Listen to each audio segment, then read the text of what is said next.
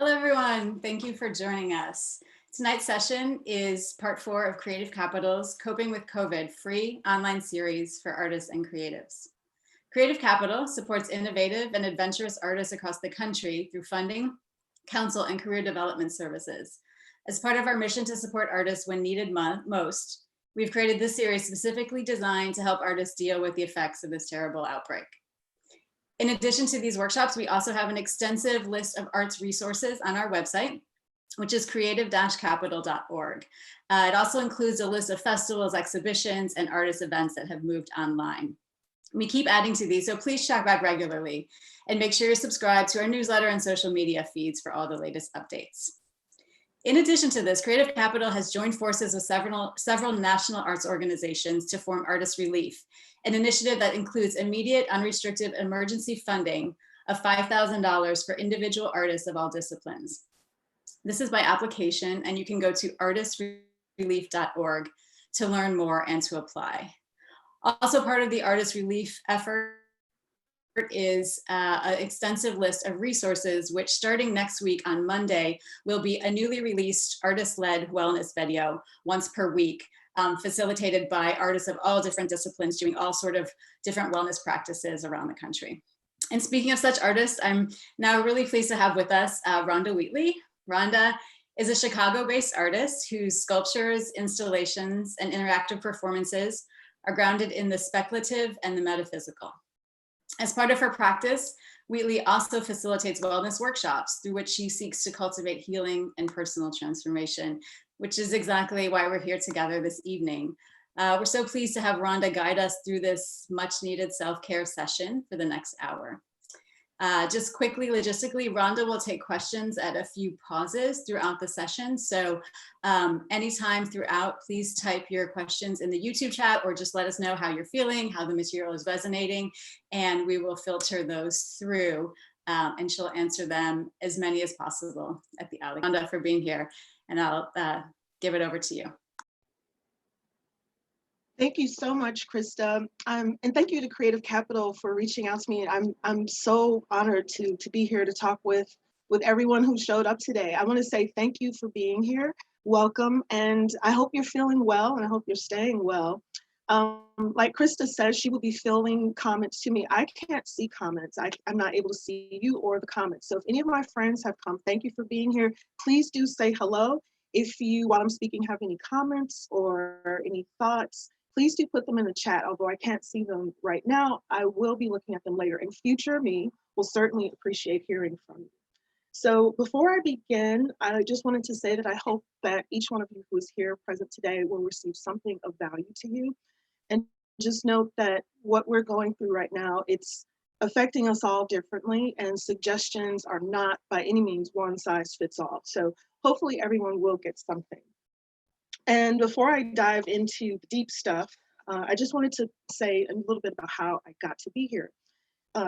Before I started doing sculpture and installation, I was doing 2D painting. And as soon as I switched over and I had my first sculptures and my first exhibitions where I was talking about healing and personal transformation, it wasn't enough for me to just put a sculpture on a pedestal and say, yeah, that's about healing. I felt I had to do something more. I had to get in front of people, directly with people, and help people actually heal. So sculpture is about healing, great, but not enough for me. So in 2015, when I first exhibited my sculptures, I offered a journaling workshop with that. And then over the years, over the last 5 years, I've offered probably more workshops than exhibitions. And I've learned a lot, I've shared a lot with artists and the general public. And I've learned that some of the things people think they're suffering through or dealing with alone, they're shared issues by many people. One of those being imposter syndrome. Other things that people share, and they might look around and think nobody else feels this, is a lot of artists feel like they're not good enough, their work is not good enough, and they deal with that battle all the time, and maybe they're silent about it. Some of us have creative blocks. Some of us are vocal about it, others keep it to themselves. And many of us deal with procrastination, I myself included. So basically, before this pandemic hit, a lot of us were feeling issues and feeling out of balance. And now with the pandemic, with social distancing, with stay-at-home orders in most cities, our issues might have intensified or magnified, perhaps because some of our distractions and coping mechanisms are now gone, or maybe we've been able to dive deeper into our coping mechanisms, and which also magnifies some of our issues. Maybe we had a packed social life or a hectic schedule, and that distracted us from really facing ourselves. But now we are confronted with ourselves. So on top of maybe feeling my art's not good enough or I'm creatively blocked, we're dealing with trauma. And that's something a lot of people aren't really connecting with, but this is a trauma, a traumatic, collective traumatic event going on right now. So we're on top of other things we might have been dealing with before. We might have fear and anxiety. Some of us are dealing with loss and grief, and my heart goes out to anyone here who might be grieving. Some of us are dealing with disconnection and isolation. Others might be dealing with overcrowding because they've got their family on top of them all the time. Some people have more responsibility with their family than they would normally have. Other people might be trying to hold it together for everyone because they're the strong one. They might be trying to keep up the appearance of holding it together because you're the strong one. But how do we begin to find a sense of equilibrium? I'm used to talking to people about dealing with self-doubt, confronting self-doubt, dismantling it in normal times. How do we do this during a pandemic?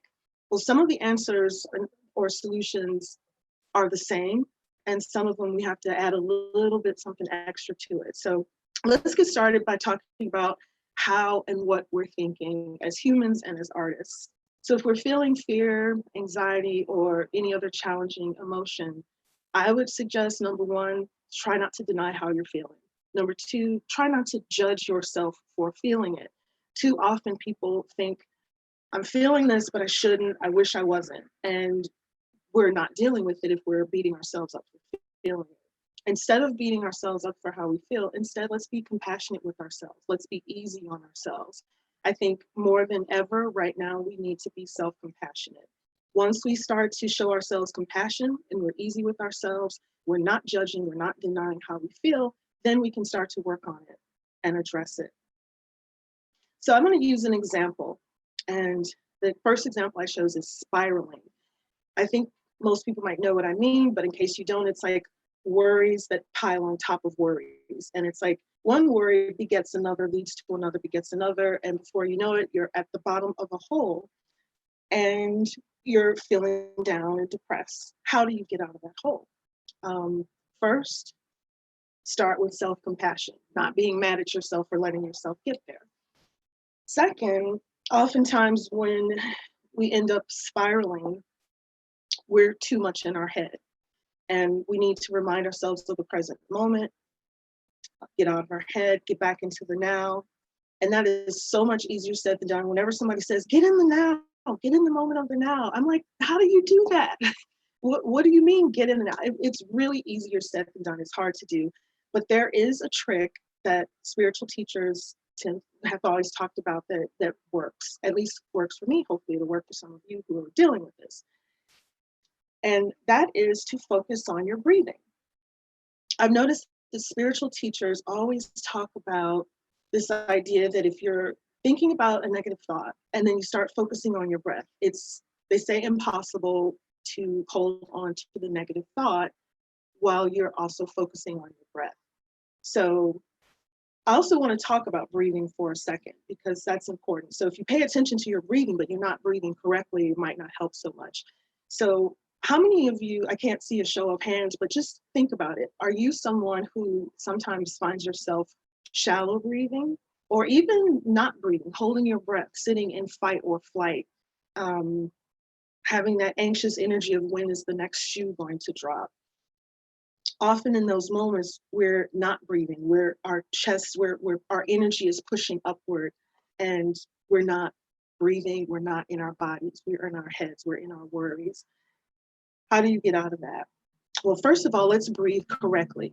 A lot of people, when they breathe, either they're shallow breathing or holding their breath, or they're just breathing in the upper chest.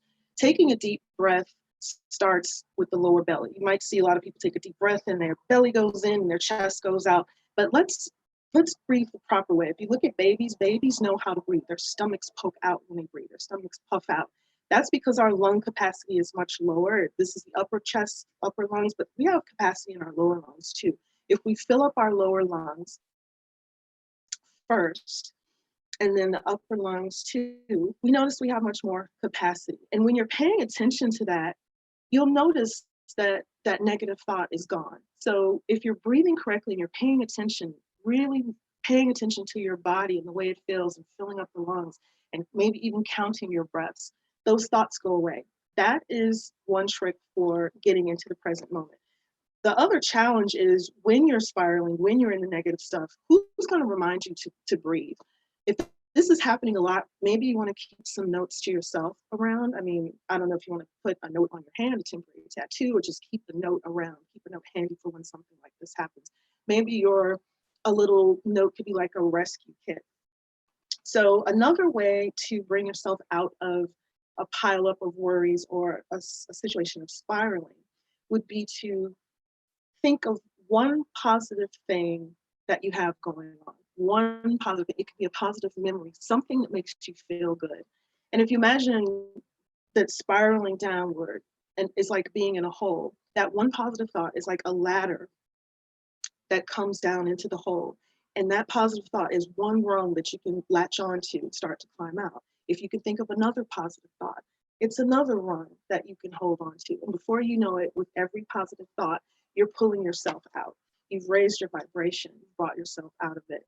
And the fourth thing that you can do is when things are going well and you're feeling good and you're not spiraling, you're not worrying, that's a good time to make a rescue list, to make a list of reminders for yourself so that if you do fall into that hole again, you can grab that list of positive things to pull yourself out. And if this is something that you deal with quite often, it might be good, again, to keep that list nearby.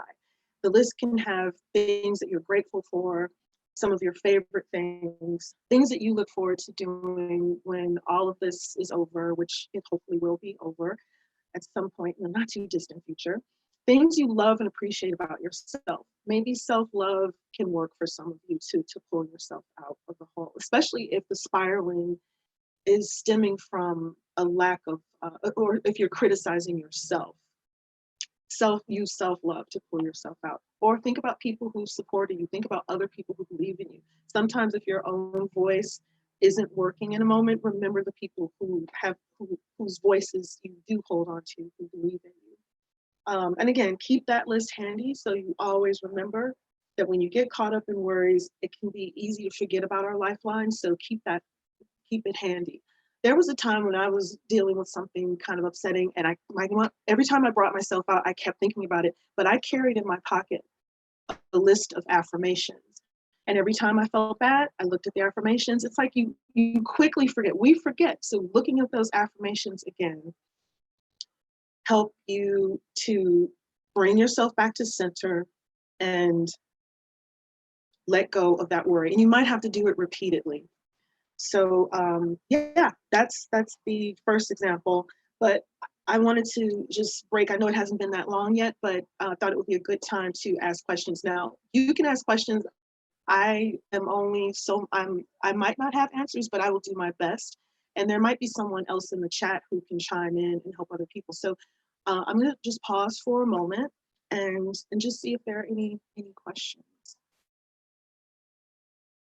I see someone said, I love that you brought up writing out a gratitude self-love list. Thank you.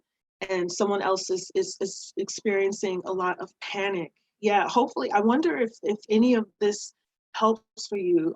Grounding might also help with panic. Yeah, I also have these moments of panic, and breathing can help. Sometimes panic attacks, you lose your breathing, you lose your ability to breathe. That's extremely tough. Are there any other questions coming in? Just going to give it a couple of seconds before moving into the next example. Okay, so I see no questions right now. So the next thing I'm going to move into has to do with artists. A lot of what I talked about before, anyone can benefit, or anyone might identify with that. But this deals with how we work as artists, our level of productivity, and how we feel about our level of productivity. So I created 3 fictional artists and just to illustrate 3 different ways that people might be functioning right now. So artist number 1 is using every day of this pandemic to make outstanding work. And I'm using they pronouns for everyone. They are truly thriving, working from the heart, full of passion. However, they're always working this way, even with, before the pandemic, they were always very productive. However, right now they're feeling a lot more tired than usual, but they decide to keep on pushing through because they're so passionate. Artist number 2 is using every day of this pandemic to make work. They are super productive. They're trying to meet personal goals, which involves posting some of the artwork that they're producing on social media to get feedback from friends. They feel really good when they get the validation on social media, the likes and the feedback, the comments. And they have a little bit of anxiety, maybe a lot of anxiety around meeting those personal goals and being on social media and getting the likes every time they put something out there.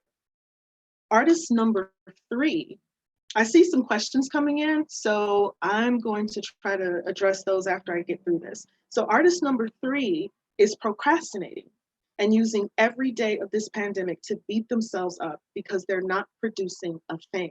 They're thinking, but if I'm not making art, who am I? And they're feeling bad about themselves because they're not like artist number 1 and artist number 2, whose work they're looking at on social media. Each one of these artists is struggling just a little bit. So I think the number one thing for artists going through anything like these fictional artists 1, 2, and 3 is that we need to be true to ourselves in order to work through any issues like that. And again, that's one of those things that's easier said than done. Some people lack the self-awareness or are still working through getting to know themselves.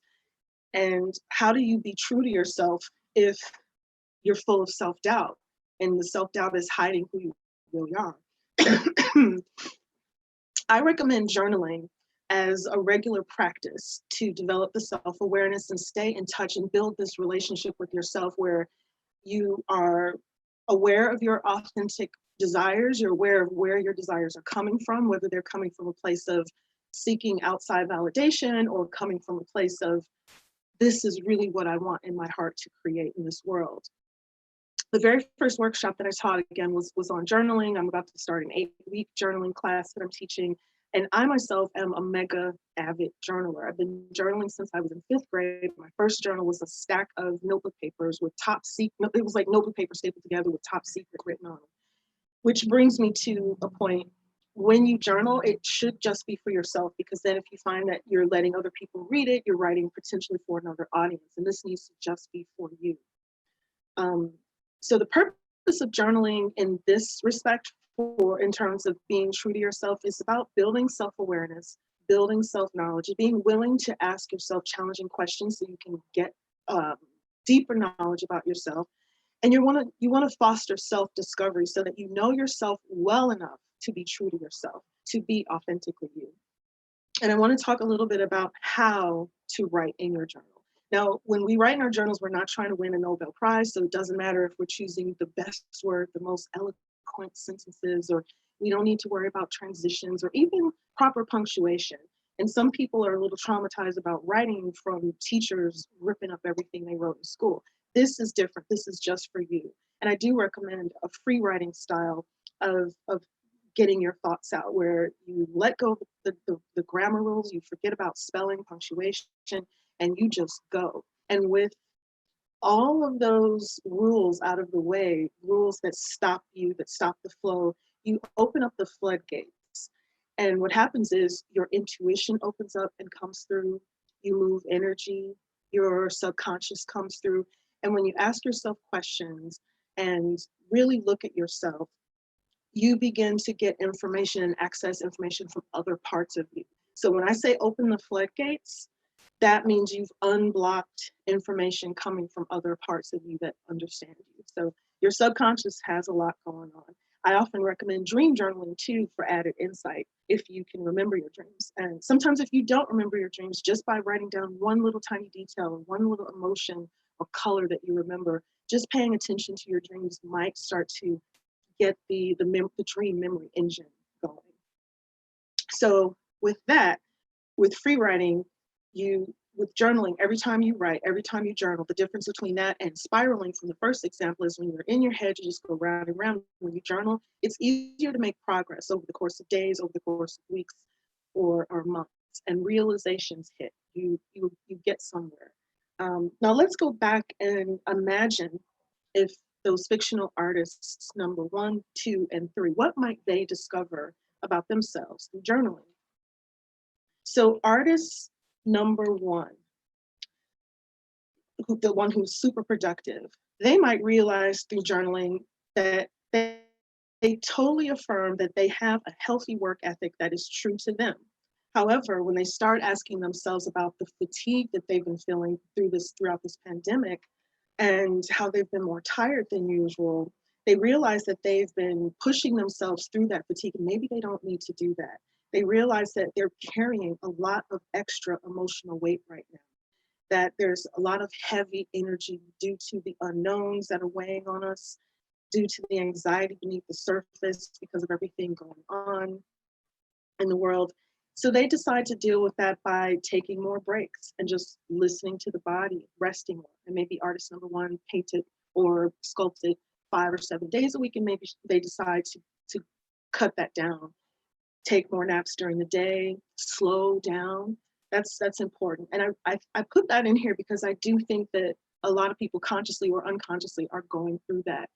A lot of us are feeling more tired than usual. We're requiring more rest than usual. And when you do, again, be compassionate with yourself and allow yourself to get that rest. Our bodies, our consciousness on different levels might be working through things.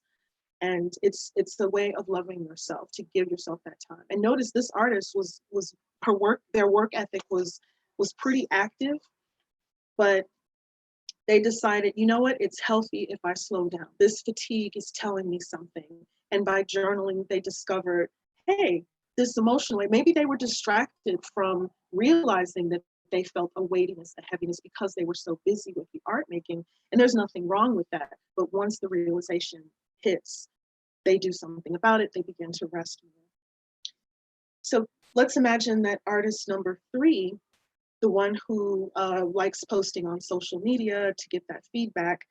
Through journaling, artist number 3 might discover that they have tied their identity a bit too closely and too tightly to their art career and their productivity. Maybe they are asking themselves, maybe they're pushing too hard even to meet goals that don't truly match what they want to do, or that don't matter to them, but that matter to some outside entity. Or whether it's the art world, their friends, or other people they know. They have been making work that's aimed at outside approval, and then they end up losing sight of whether they even like their own work. So this artist has decided to take a break from social media and to do some exploratory journaling about concepts that they had never explored for themselves because they thought no one else would ever like them. So this artist is on a path of becoming more authentic in their work because they realized, I'm doing work that I think others would like, but I'm going to focus on myself and stop trying to imitate or look at what other people want, and I'm not looking for validation. Artist number 3, the procrastinator, might realize through journaling that they are a worthy human being, whether they make art or not, whether they never make another piece of art again in their lifetime.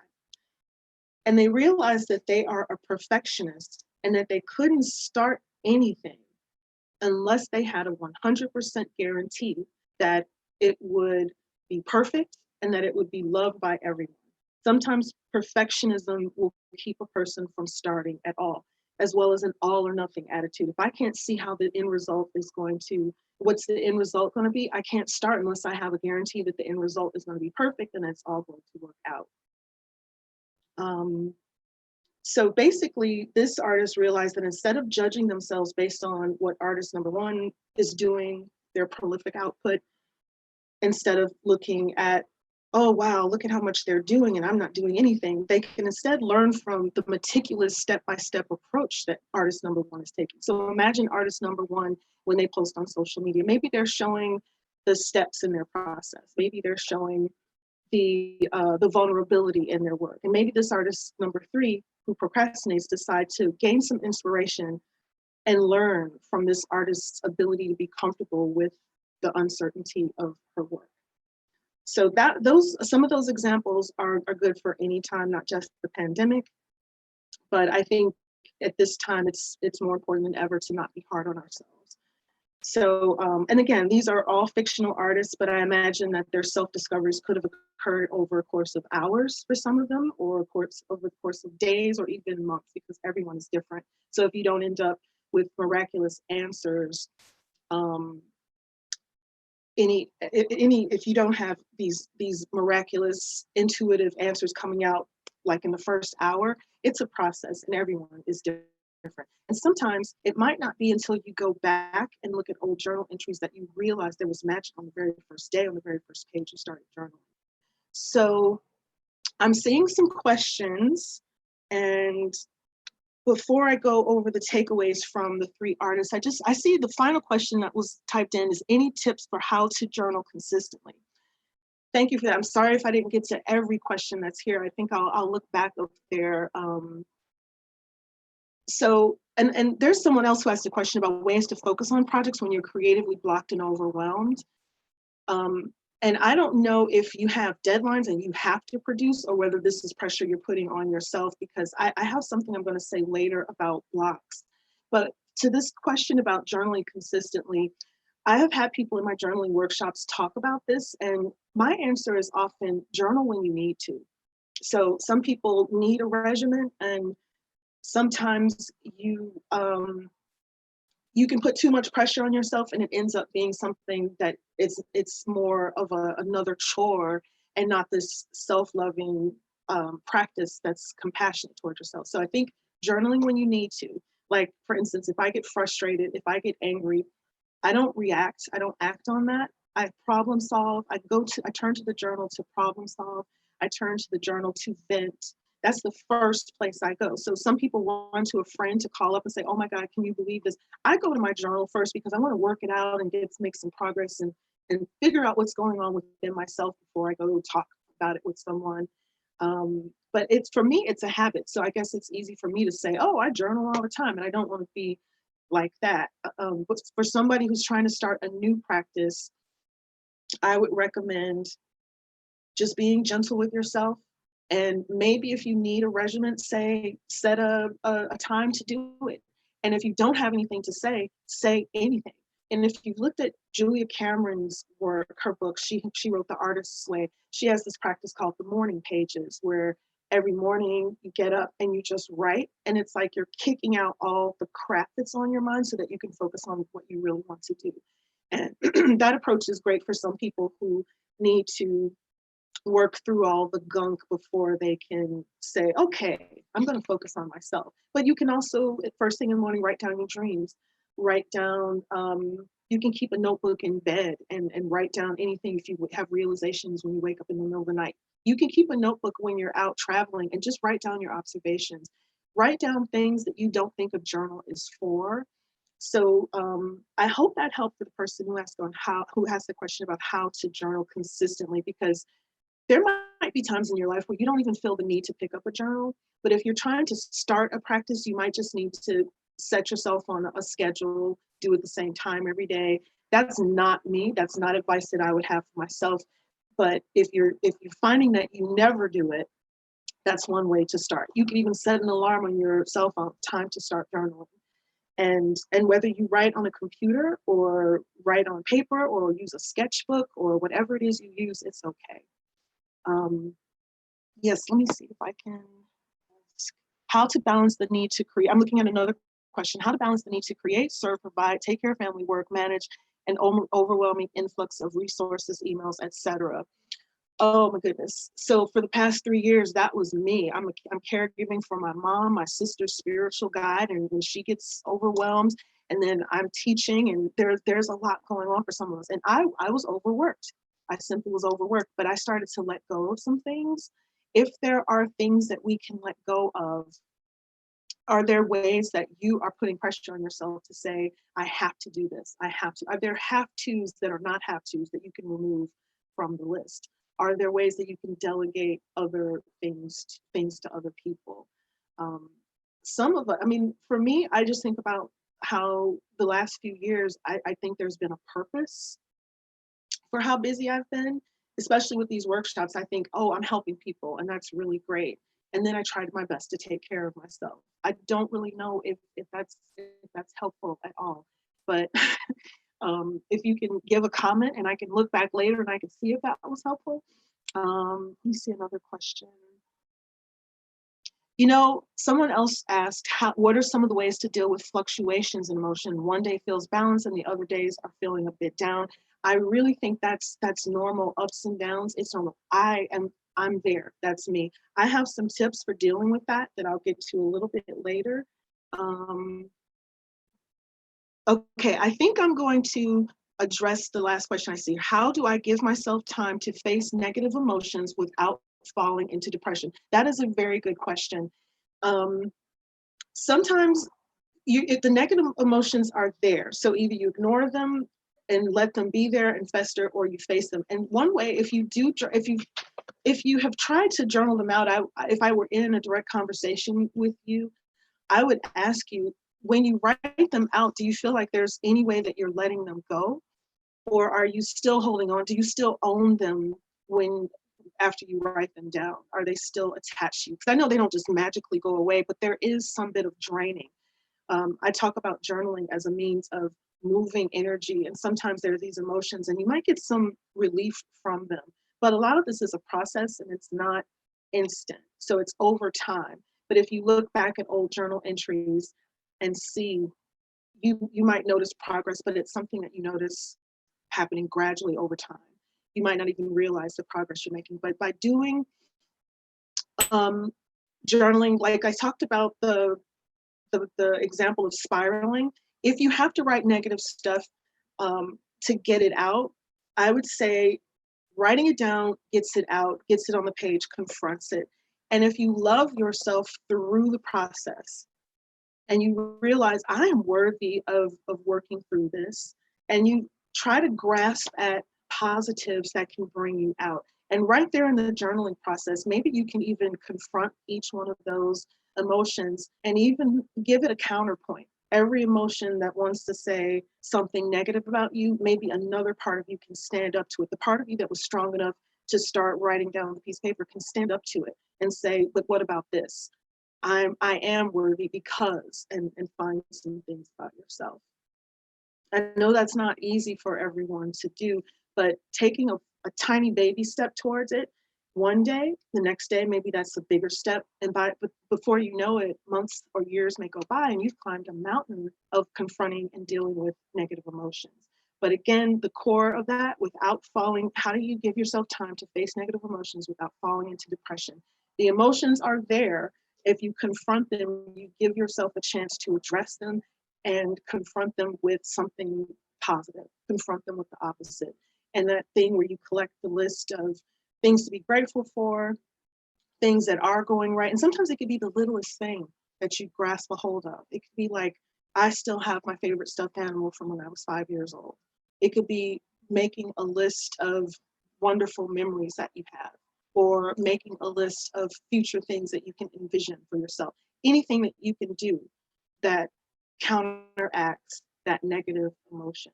It's like an argument. You argue against it with something positive. So I'm going to go back to, thank you for those questions. And I really hope that I was able to address adequately and be of some help to those of you who asked. And thank you for asking those. So back to these three fictional artists, I just wanted to go over the takeaways, which are, don't compare yourself to others. And sometimes if you're dealing with sadness and falling down, a lot of times when we feel bad about ourselves, if we really step back and take a look at it, we're putting expectations on us that don't belong to us. A lot of times we might not even realize that we're trying to live up to someone else's shoulds. And journaling helps us identify what we're really here to do. We're not here on this earth to be somebody else. We're not here on this earth to live up, even if it was some teacher or person you admire who said, an artist needs to be this, or a person needs to be this, and you're not valid unless, who cares how famous or how many awards the person has? You can let that go if it's not true to you. So sometimes when we examine ourselves, we need to ask, where did that come from? Where did I get that idea about myself or about my life? You can field out the things that are not you. Some of the negative emotions we're dealing with really are not ours. They're not us. They're coming from our attempts to fit into a mold that was not meant for us. And through journaling, you can try to identify where those are coming from. Is that the voice of a non-supportive friend? Is that the voice of a teacher who didn't believe in me? Is that the voice of a parent? Whose voices are we hearing? So journaling can again help you separate other people's chatter from what's in here. So we're going to try not to judge ourselves for how we feel, because that's a big deal. So often when people are starting to look at themselves, they start judging. I shouldn't feel, well, you do feel this way. Now let's work on it. Don't judge yourself, because it's only adding flames to the fire, or however that, it's only adding gasoline to the fire.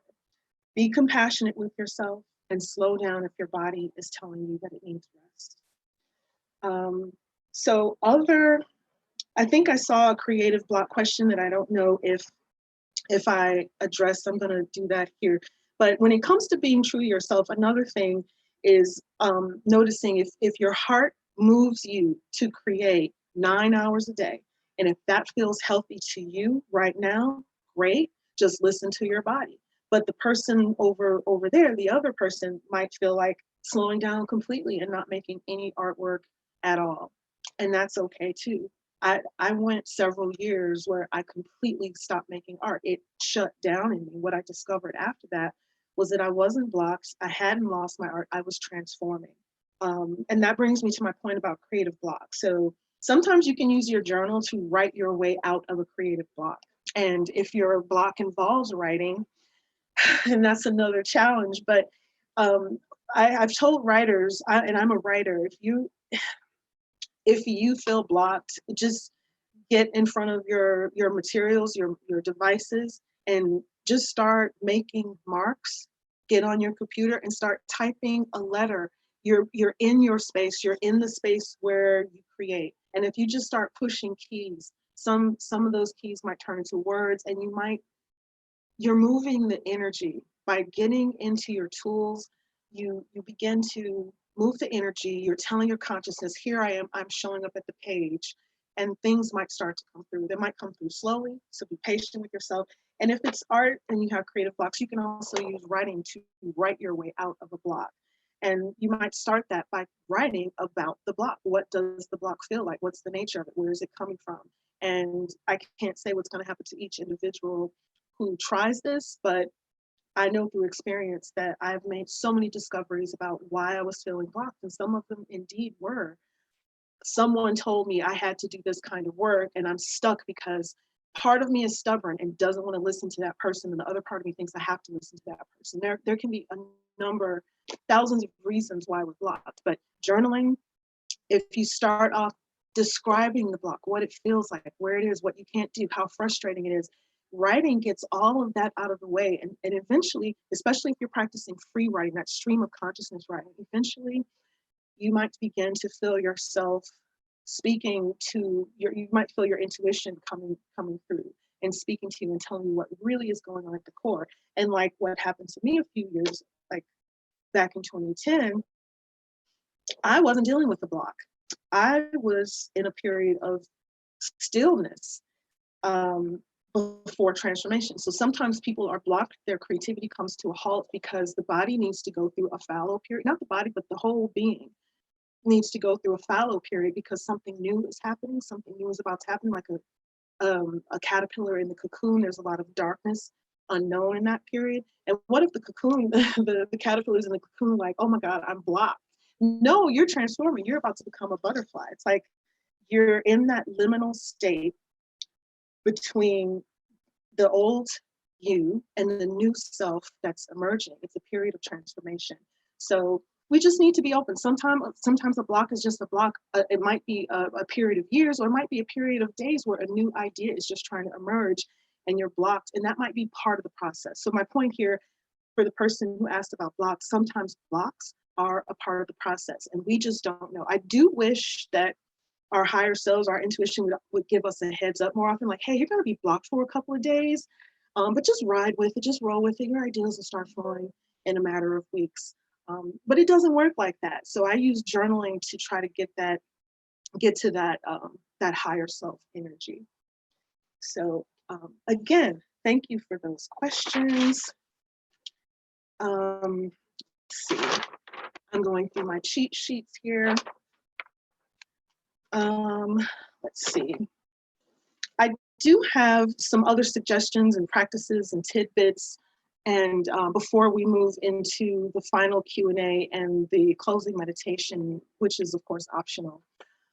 So again, for creative, I forgot that being creatively blocked was the next thing on my list. But here's something else that you can do if you're feeling creatively blocked, or if you're suffering from procrastination, which I think I have a PhD in procrastinating. I'm really good at that. I'm going to claim it. I'm good at it. But when I really do know what I'm doing, and I go ahead with it. So here's the thing. This might be kind of funny, but what if you decide to create something, and you might have heard this before. I'm not saying I invented this idea, but create something that you would consider ridiculously awful. I might have heard, some of these things that we've heard before, we've never tried. So that's another thing. A lot of us have received advice, read books, and we've never implemented some of the stuff that's in the books. We've never tried the advice that we've been given.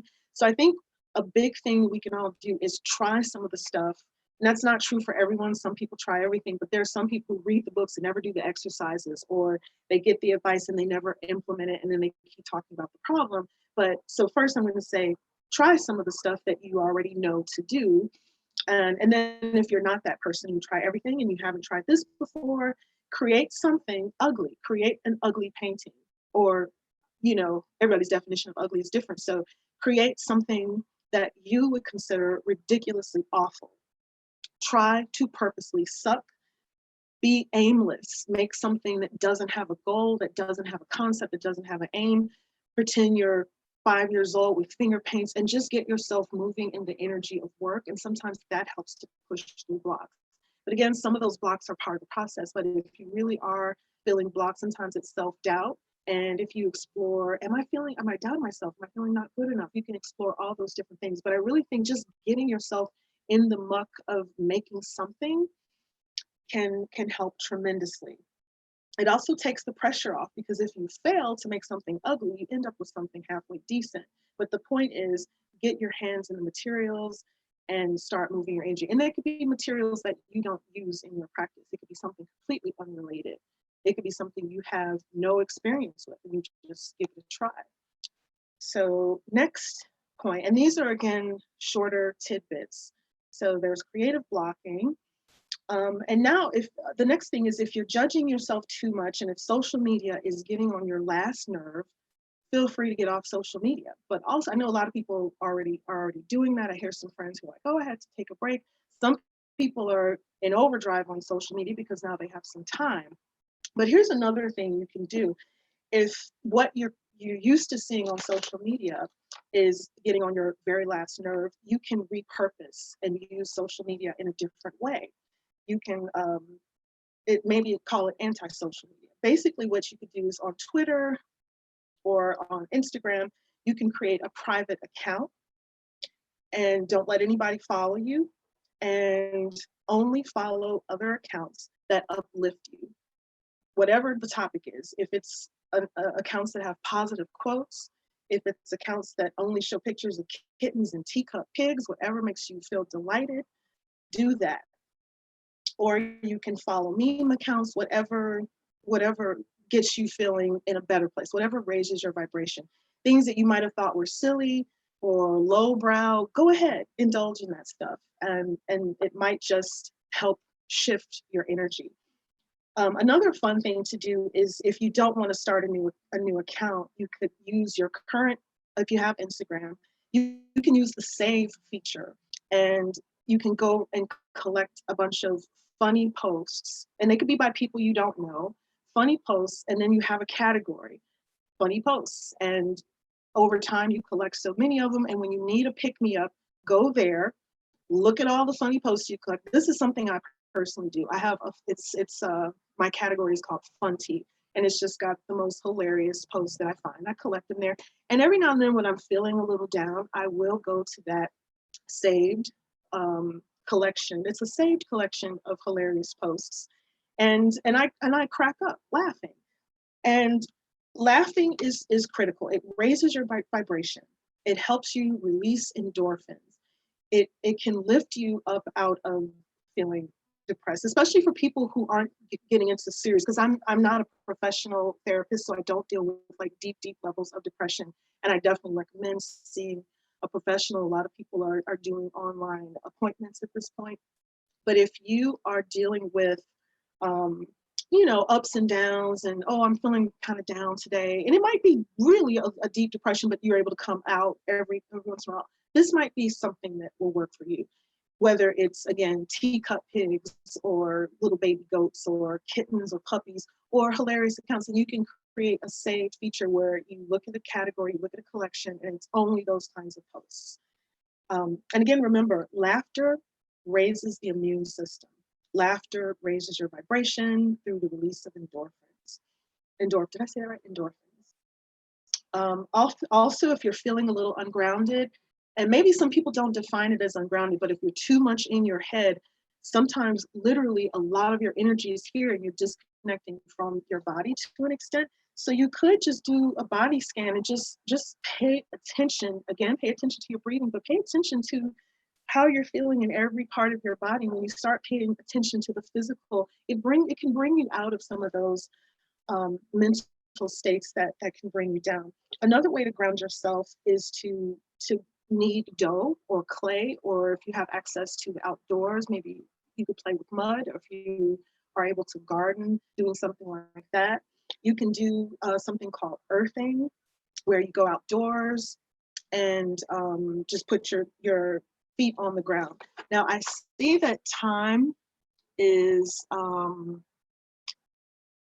running out. I'm running out of time. So what I want to do now, also binge watch mindless TV. That's another thing. Bob's Burgers is on Hulu. Just go wild with stuff that you think is mindless, that maybe you would have been like, oh, I don't watch that. Go ahead and just binge watch and laugh. Let yourself laugh, watch mindless stuff. So I'm going to close out that portion right now. And maybe we can, I don't know if it's okay to go over just a bit. I'm just looking at a couple of questions. I might have to start emailing some of you all, because I don't know if we can address, we only have 10 minutes left, unfortunately. But I do want to do the guided meditation, but I want to save a couple of minutes for the questions.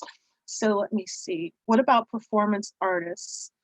When I'm not performing and uplifting others, I feel like I'm not living my purpose. How can we get past this until our venues open up again? Oh, wow, that's interesting. I feel like I started to address that a little bit. And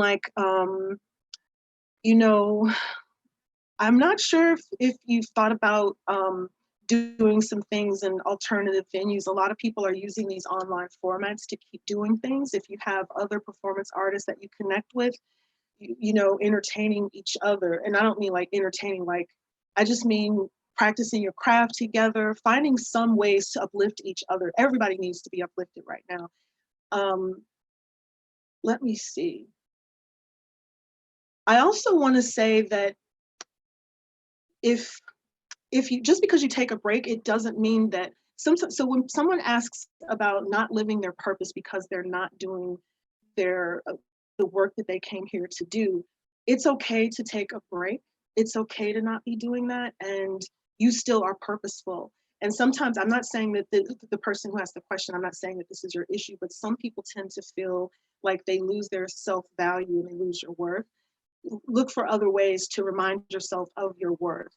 And maybe if you do some journaling about that, there may be a way to realize, oh, I'm still living my purpose. I'm still doing this. And maybe there are some other ways to gain fulfillment. It's a challenge, but I did have to do that when my interest in making art completely left my system.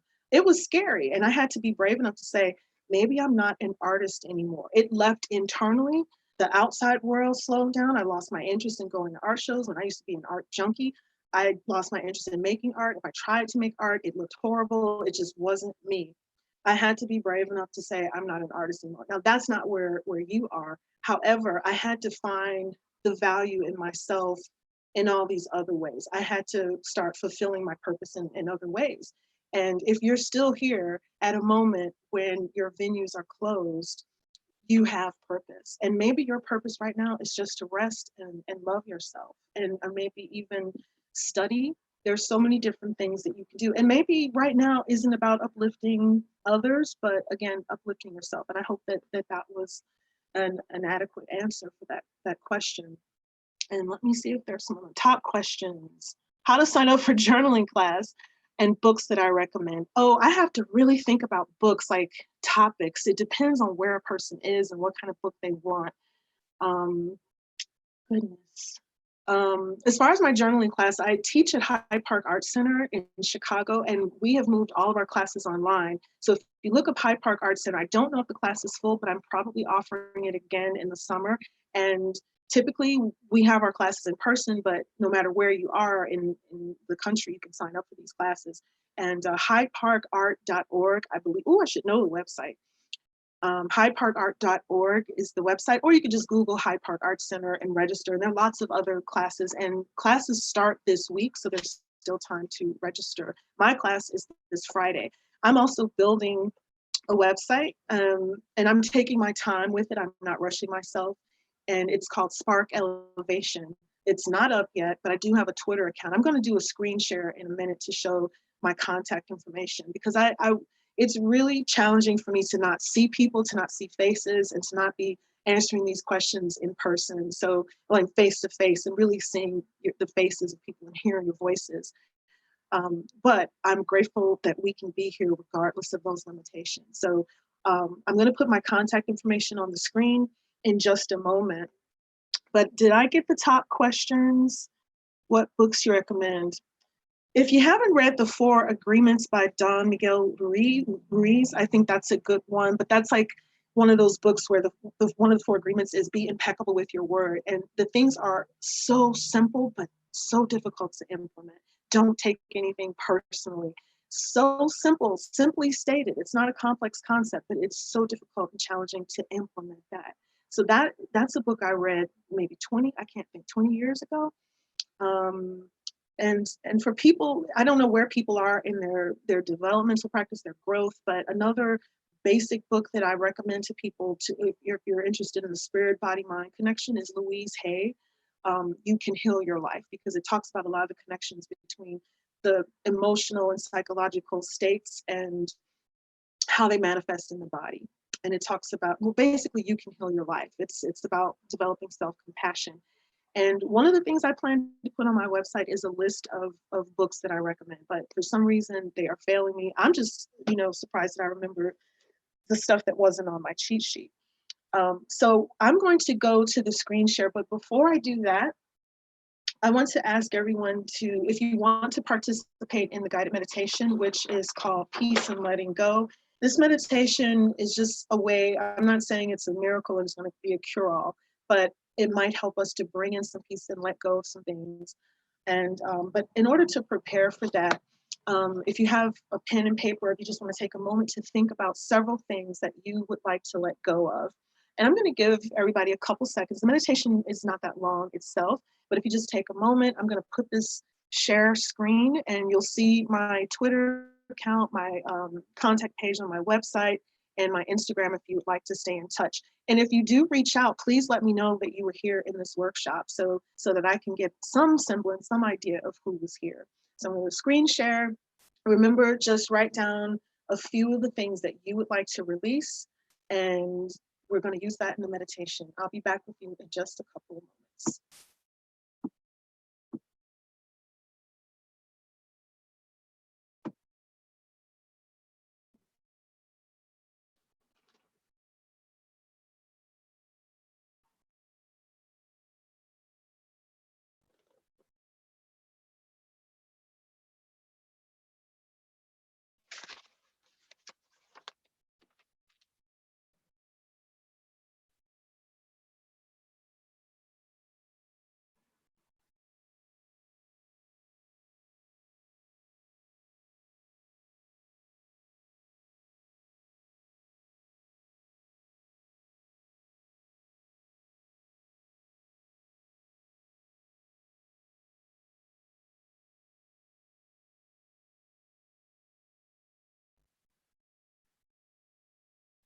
If anybody can't see the full join the mailing list, it is www.rhondawheatley.com/contact. If everything's not, I'm not sure if everything's visible on the screen.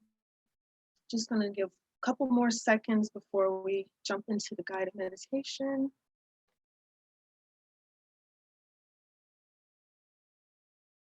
If you need me to put the screen back on,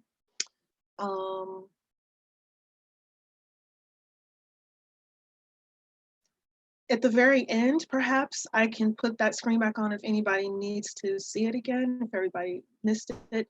And again, I'm looking forward to looking at the full chat after the replay is put up. So if anybody has any comments, or if you see some questions in the chat and you have some good answers, something that's worked for you, please do share. I always like to recognize the wisdom of the people who show up to these workshops. So hopefully everyone has thought of a few things that they would like to let go of. And we're going to do this peace and letting go meditation. I'm going to use these chimes, and just so that you know what they sound like, that's the chimes. Hopefully that's not too loud for anybody, not too alarming. Something I want to say about doing meditations. This one is short and sweet. And if you can remember bits of it, you might be able to use it on your own. Some of the repeated phrasings are breathe in, exhale, let go. And that might be something that if you're starting to spiral, you could just remember that breathe in, exhale, and let go. And that might be of help. It could, I'm not saying it's a miracle solution. It might not help for everyone, but it might help in some instances for some of you. Also, whenever you do a meditation, including this one, if your mind starts to wander a little bit, don't worry. And if you fall asleep during the meditation, don't worry. People always feel like they missed out and they did it wrong if they fall asleep. Sometimes your consciousness wants to get out of the way and you're receiving on a deeper level. So if you fall asleep, please don't worry about it. That is exactly what your consciousness needed you to do. So hopefully everyone has some things that they want to let go of. And I'm going to just start by saying, breathe in,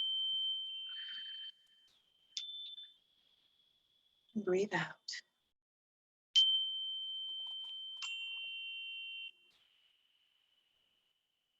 Breathe in,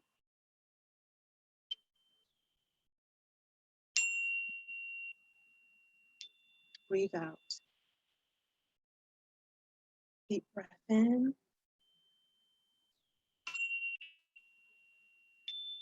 deep breath out. Feel free to close your eyes and let's ground ourselves. Let's feel our energy getting heavier and heavier, safely pulling us down. Imagine that you have roots growing from your feet, growing from your legs, and extending deep, deep down into the earth. Imagine your roots are safe deep in the earth, nourishing you. Breathe in peace and exhale.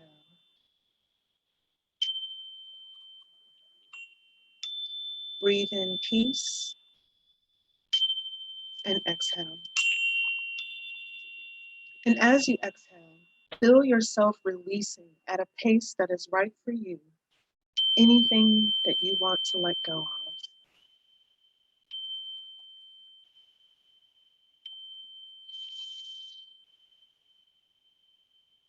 Breathe in peace, exhale, and let go. Feel those old, outgrown parts of you falling away. Feel them falling away and dissolving, disappearing. Breathe in peace and let go. Breathe in peace, exhale, and let go. Notice any excess emotional weight that you may be carrying. Any excess emotional weight that's no longer meant for you to carry. And let it go.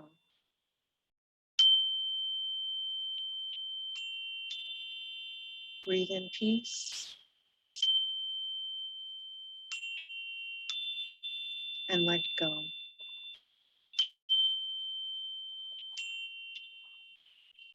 Breathe in peace. Exhale. And let go. Where in your body, in your energy field, are you carrying these burdens that no longer serve you?